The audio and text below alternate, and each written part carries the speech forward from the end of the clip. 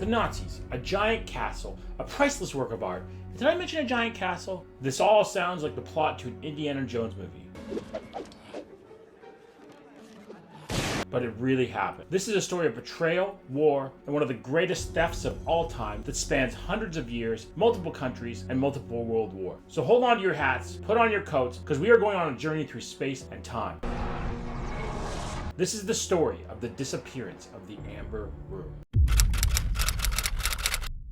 Construction on the Amber Room began in 1701 in Berlin, Prussia. It was designed and built by German sculptor Andreas Schleuder and Danish amber craftsman Gottfried Wolfram. The pair would go on to complete the project in 1707 with help from many other craftsmen along the way. The room would remain in Berlin until 1716 when King Frederick William of Prussia gifted the room to his ally and bestie, Tsar Peter the Great of Russia. And Russia and Germany went on to be friends forever, and nothing else bad ever happened.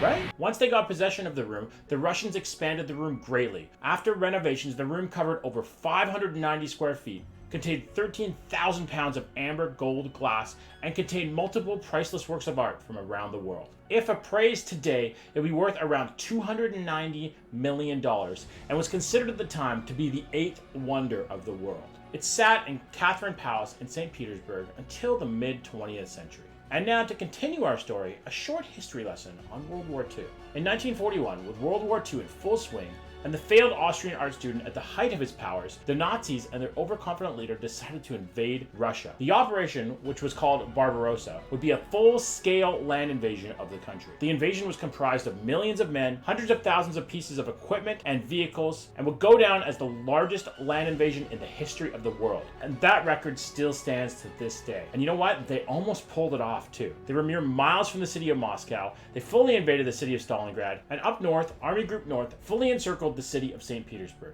They began to lay siege to the city for almost 2 full years. They attempted to starve the city into submission and killed millions in the process and reduced the city to rubble. After 2 long years of the siege, the Russians were finally able to repel the German war machine and drive them back outside of the city. But as the Germans retreated, they decided to loot and steal everything they possibly could. And that included the Catherine Palace and the Amber Room. The Amber Room was taken to Königsberg Castle, where it was put on display until 1944. With the Allies encroaching, the Germans decided to pack the room up and put it into the basement for safekeeping. They didn't expect the Allies to destroy the castle, which at the time was a cultural heritage site, and it was against the rules of war to destroy it. But oh, how wrong they were. The Allies did indeed bomb the castle, reducing it to rubble, and that would be the last time the Amber Room would ever be seen in public ever again. So where did it go? Who has it now? And is it ever going to come back with the milk? Some eyewitnesses at the time claimed to see the Amber Room loaded onto a ship for safe transport. Even today, there are still rumors and sightings and pieces of the Amber Room popping up all over the world. In 1997,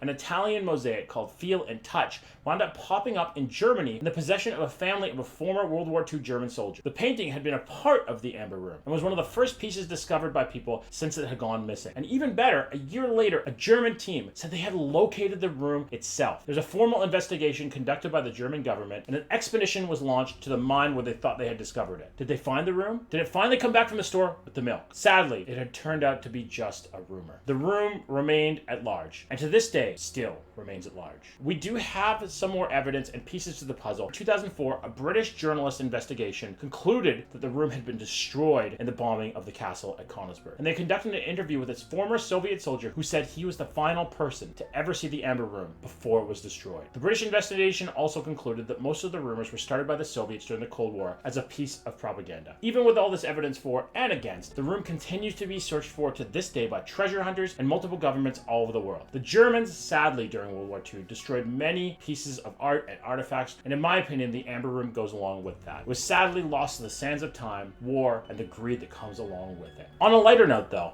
the Russians did end up doing a recreation of the room in the late 1970s and included many of the pieces that had been found over the years back into the Amber Room. And it still to this day can be visited at the Catherine Palace, where it belongs, in St. Petersburg. So what's your take on the Amber Room? Do you think it still exists out there? Is it still waiting to be discovered? Do you think someone will find it someday? Or is it an artifact lost to the sands of time? Thank you for watching this video. If you enjoyed it, sure drop a sub. And if you like these kind of things, let me know what topics you'd like to see in the future. Thank you so much for watching. Have a great day.